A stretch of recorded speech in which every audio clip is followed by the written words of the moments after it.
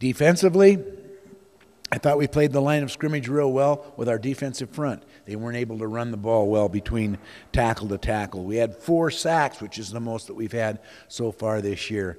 Unfortunately, we missed their quarterback on 4 other occasions, and he turned those into big plays. He was probably the difference in this game, their quarterback, the way that he played. Wasn't something that we're prepared for. He had not shown those capabilities in previous games, but he was very elusive and ran with the football well. We kept their number 2, their receiver, out of the game. He only caught 3 or 4 passes, didn't do anything on kickoff return. Number 22, of course, their running back was as good as we thought he was. They attacked our perimeter, just like I stood up here and told you last week that was going to be an area that concerned me, was our perimeter defense, missing tackles and not closing and allowing the containment to break down. So those are the 2 areas on defense that we didn't do well. We didn't tackle open well in the open space, and we didn't tackle on the perimeter well, and we let them break containment. On offense, we had an opportunity to win the game in the fourth quarter. Our defense gave us that opportunity, and we didn't take advantage of it. So we failed there. Our third down conversions on both defense and offense weren't as good as we're capable of doing. We did take care of the football, no interceptions, no fumbles. You have to do that when you play a good team like this. We averaged 5.2 yards per carry. We were 100% in the red zone again, and our rushing game we played real well. So those are kind of the things that we did good and bad in the game, and then I still think right where we are right now, we're halfway through the season, and we still have a chance, an opportunity to tie for the conference championship. So we're halfway through the season, and we're still in it. So we got to remember that. It's my responsibility to make sure that the players know that we still have a chance to tie or have a share for the championship if things fall in the right place. Our players stayed motivated the whole game, didn't they? The crowd stayed motivated the whole game, didn't they? Everyone was fired up. We were positive on the sideline. There was no bickering, no bitching and moaning at the offense or the defense or complaining about the calls or who's playing or who isn't playing. We're all motivated positively throughout the whole game, and we stayed that way. We stayed together as a team. Together, everyone accomplishes more, and we stayed together as a team. Our team leaders led vocally on the sidelines and the huddles during the game. And so those are all good things that we need to build on and keep reminding those kids is this is what you did, you know. And then fix the open field tackling. Fix the third down situations. Practice more third down situations. Make sure our players know how important it is that we're succeeding on third down.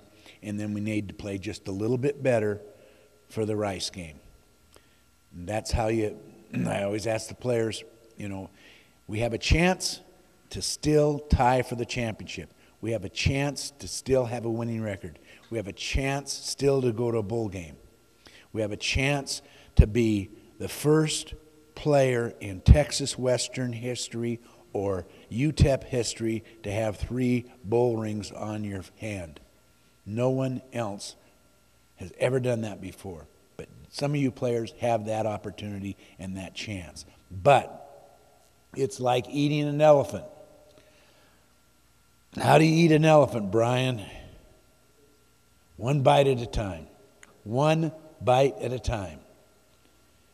And the next bite is rice. And that's the situation that we're in right now. The next bite is rice. The next game is rice. Nothing can happen of the things that we have available to us unless we beat Rice.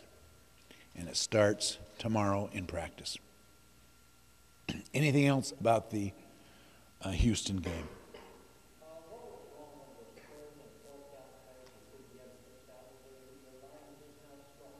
Yeah, well, you know, we ran We ran the same play twice in fourth down situations. The first time we ran it, one series before we failed, the first time we ran it, we almost broke it for a touchdown. I think it was a short yardage, 3 tight ends in the game, 2 backs, short yardage, handed off to Marcus Thomas, and he ripped it off for about 10 yards, almost broke it for a touchdown. And when we got in the position where it was fourth and a yard and a half, we tried the same play, and we just missed a block from one of our better blockers, and he came into the backfield and hit Marcus in the backfield, and then it kind of slowed him up, and they reacted and got off. So one of our best offensive linemen missed the block in a key situation and didn't make it. So we probably could have taken our all-conference special teams player of the week and kicked the field goal, and we kind of had a 6-point swing there. They still had to go 70 yards and make the play and stop the clock with, well, it was really well use of the time management.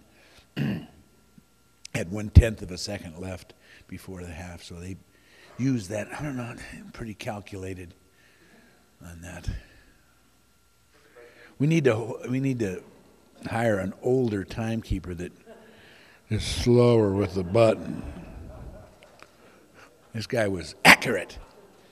Because we timed it out afterwards, man. Those coaches are in their Sunday stopwatches watching that thing, trying to figure out how he was wrong and how. And he was good. He was right on. Maybe we're paying him too much.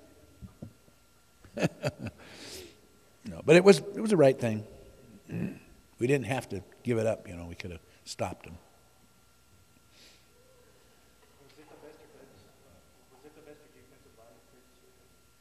I think so. I think it was. That's a good point. I think it was the best our defensive line played this year. We got more penetration. We got more sacks. We're playing better on the defensive line.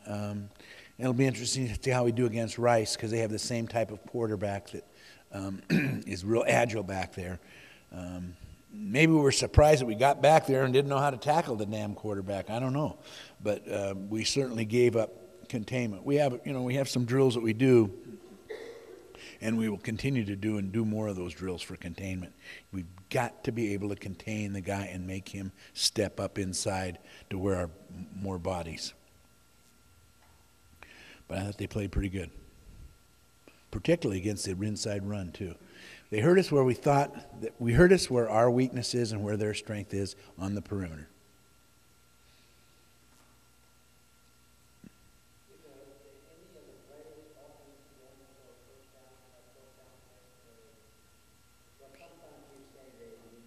Yeah.